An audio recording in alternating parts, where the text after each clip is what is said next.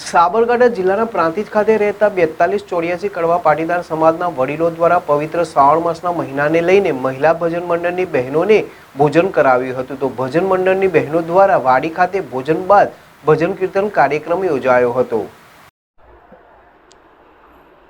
પ્રાંતિજ નાની ભાગોળ વિસ્તારમાં આવેલા પટેલ સમાજની વાડી ખાતે 4284 કડવા પાટીદાર સમાજના વડીલો દ્વારા શ્રાવણ માસના પવિત્ર મહિનાને લઈ મહિલા ભજન મંડળીની બહેનોને પાકું ભોજન કરાવ્યું હતું।